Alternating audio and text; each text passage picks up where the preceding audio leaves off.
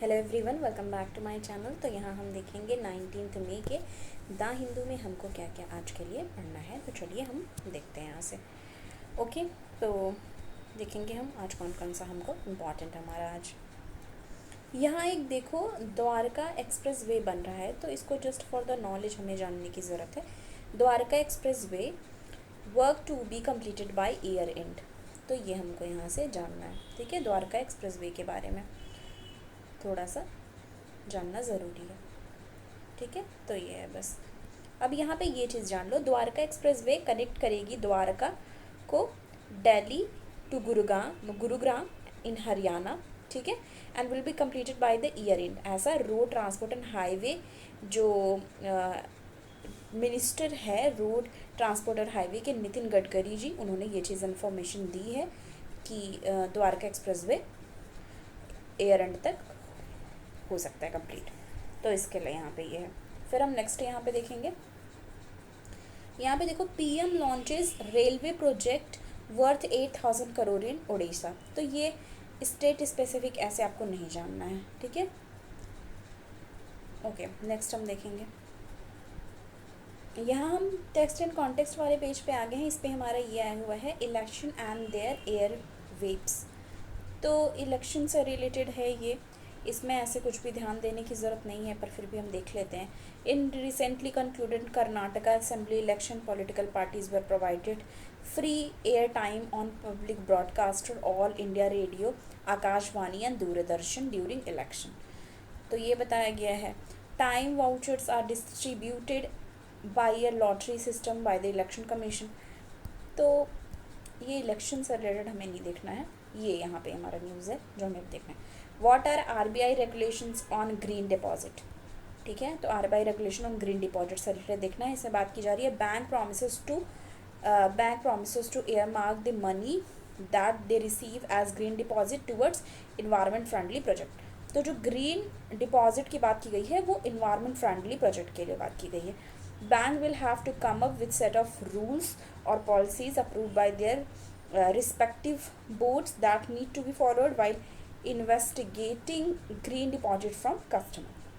The new rules are aimed at preventing greenwashing, which refers to making misleading claims about the positive environment impact of an activity। मतलब इसका क्या मतलब बता रहे हैं misleading claim का कि कई बार जो पैकेट्स होती हैं उसमें बहुत सारी चीज़ें ऐसे आप लिख देते हैं इको फ्रेंडली और ये सारी चीज़ें, पर उसको चेक किया जाएगा कि जो भी पैरामीटर्स ये बता रहे हैं वो सच है या नहीं। तो ये चेक किया जाएगा, ठीक है। इसके लिए है, ठीक है। एज देखो last month the RBI came up with the regulatory framework for bank accept green deposit from customer. तो इसके लिए यहाँ पे बताया गया व्हाट आर ग्रीन डिपॉजिट्स। इसमें बताया जा रहा है green deposits are not very different from regular deposit that bank accept from their customer. The only major difference, सिर्फ क्या डिफरेंस है इसमें बता रहे हैं, रेगुलर डिपॉजिट की ही तरह है, लेकिन ओनली मेजर डिफरेंस इसमें है इज दैट बैंक प्रॉमिस करता है to earmark the money they receive as green deposit towards eco friendly project, ठीक है। तो ग्रीन से ही आप जा रहे हो, यहाँ पे इको फ्रेंडली की बात यहाँ पे करी गई है। तो ये है। फिर नेक्स्ट हम आ जाएंगे, ओके। यहाँ पे एक चीज़ बताई गई है Modi to inaugurate new parliament building on May 28। तो इसको हमें देखना है। Prime minister Narendra Modi will inaugurate much awaited new parliament building जो है वो May 28 को इनॉग्रेट करेंगे। The 4-story building has been build at an estimate cost 970 crore इसमें लगा है बनाने में। The building has been designed by Ahmedabad based HCP design. तो अहमदाबाद बेस्ड HCP डिज़ाइन द्वारा ये किया गया है बिल्डिंग को। Planning and management and constructed by Tata project limited. तो टाटा प्रोजेक्ट लिमिटेड द्वारा ये कंस्ट्रक्ट किया गया है। सीटिंग कैपेसिटी जो इस न्यू बिल्डिंग में है वो क्या बताई गई है, the new building can seat 888 member, मतलब 888 मेंबर लोकसभा में चैम्बर में बैठ सकते हैं। 543 सीट्स इन ओल्ड बिल्डिंग। तो ओल्ड बिल्डिंग में सिर्फ 443 सीट थी, 543, अभी 888 मेंबर्स बैठ सकते हैं। तो कैपेसिटी ज़्यादा हो गई है सीट्स की। And can accommodate 300 members in Rajya Sabha compare to 250 earlier. Since the new building does not have central hall, joint sitting of a member of both house would held in Lok Sabha, which would be able to accommodate 1280 MPs. तो ये चीज़ यहाँ पे बताई गई है जो building है.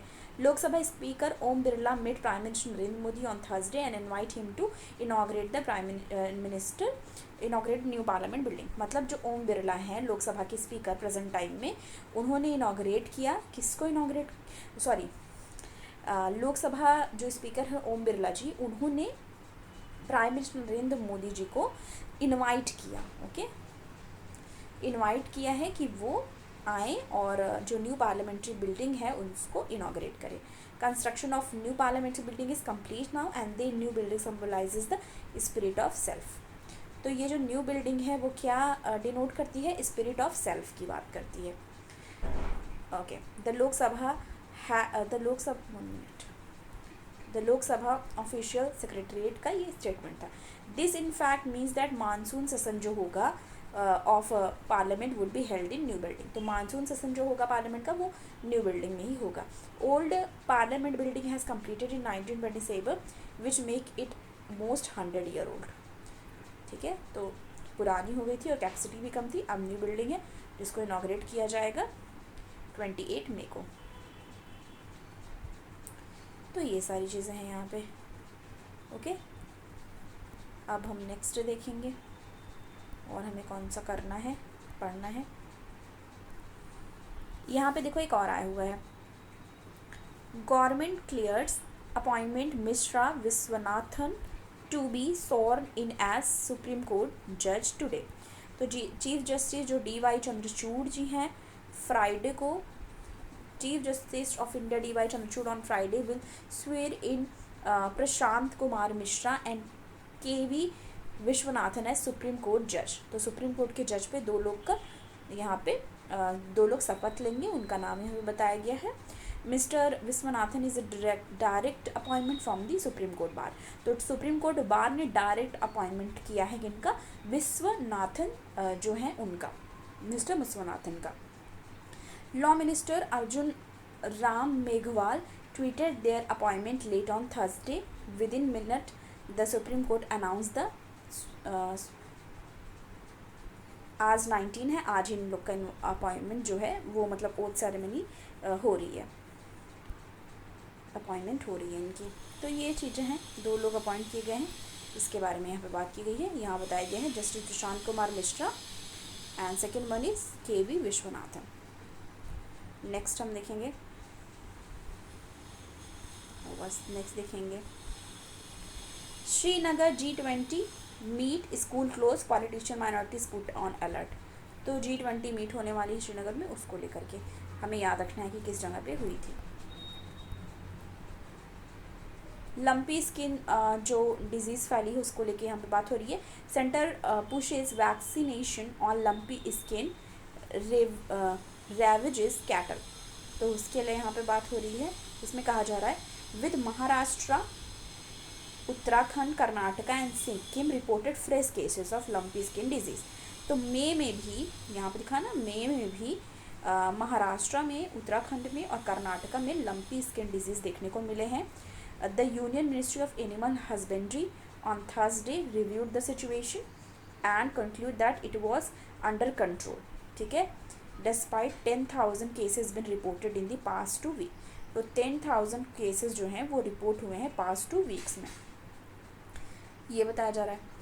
तो जिसके लिए यहाँ पे regional animal husbandry director 1 minute Vijay Teotia said more than 10,000 cattle have been infected in the way of endemic. तो ये इस चीज़ को अभी यहाँ पे वैक्सीनेशन पे ज़्यादा फोकस यहाँ पे किया जा रहा है. ओके, अब नेक्स्ट हम देखेंगे bring back Kohinoor from the UK parliamentary panel notes in its report. तो उस पर क्या होता है, आएगा कि नहीं, वो हम बाद में देखेंगे. Rohingya refugees in India under arbitrary detention denied exit permission. तो रोहिंग्या रेफ्यूजीज तो बहुत ज़्यादा इंडिया में है, उसको देखो क्या होता है उसमें. तो ये सारी चीज़ें थी थोड़ी जो हमको यहाँ पे करना था. Papua New Guinea to sign secretary pact with US, ये इम्पॉर्टेंट है. Papua New Guinea will sign a security pact. Security pact sign करने वाली है पपुआ न्यू गिनिया किसके साथ? यूएस के साथ। That gives America troops access to Pacific region. जिससे क्या होगा, देखो ये स्ट्रैटेजिक एक लोकेशन भी थी। अभी देखो जैसे Papua New Guinea security pact sign करेगी यूएस के साथ, तो अमेरिका को क्या मिल जाएगा? अमेरिकन ट्रूप को एक्सेस मिल जाएगा स्पेसिफिक नेशन पोर्ट पे, ठीक है, एंड एयरपोर्ट पे। उनके लीडर्स ने बताया है इस चीज़ को। US President Joe Biden has placed more importance on the Pacific over concern about the increasingly assertive China, which is trying to woo nations with an array of the diplomatic। तो आपको पता है Pacific पे सब लोग अपना access बढ़ाना चाहते हैं, चाइना हो या तो यूएस, इस चीज़ में यूएस के लिए एक फेवरेबल चीज़ होगी यहाँ पे। ओके, तो ये सारी चीज़ें यहाँ पे हमने देखी। और यहाँ पे EU norm threatening coffee leather export. तो जो EU के नॉर्म्स हैं वो थ्रेटन कर रहे हैं कॉफ़ी लेदर के एक्सपोर्ट को। European union approval this week of new forestation regulation pose threat to India's export of items like coffee, leather, paper, wood and furniture. तो किस किस चीज़ पे थ्रेट हो रहा है? यूरोपियन यूनियन की जो पॉलिसी है, उन्होंने मतलब उनका नॉर्म जो है उस किस किस चीज़ पे थ्रेट है? इंडिया के जो एक्सपोर्ट आइटम्स है जैसे कि कॉफ़ी, लेदर, पेपर, वुडन और फर्नीचर पे। Even as the government grapples with the implications of the EU carbon border tax. तो ये एक तरीके से इम्पैक्ट कर सकता है। The new EU regulations will affect import from produce grown on land where deforestation has taken place after December 2020 and will kick in for larger companies from December 2024। तो ये चीज़ें कैसे इम्पैक्ट कर सकती हैं इसके लिए भी है। As per the research note by global trade research initiative, the rule will affect 479 tariff lines beside 777 lines covered by the carbon tax measure. तो कार्बन टैक्स मेजर वगैरह भी लगा रही है, तो ये सारी चीज़ों पे इम्पैक्ट कर सकती है किस तरीके से एक्सपोर्ट, लेदर का, कॉफ़ी का, पेपर का। तो ये भी एक तरीके से EU के नए नॉर्म्स इम्पैक्ट डाल सकते हैं इंडिया के एक्सपोर्ट में भी, ठीक है। ओके, तो ये सब हमने देखा। इसमें क्या बताया जा रहा है? FADA ask GST council to cut rate on two wheelers.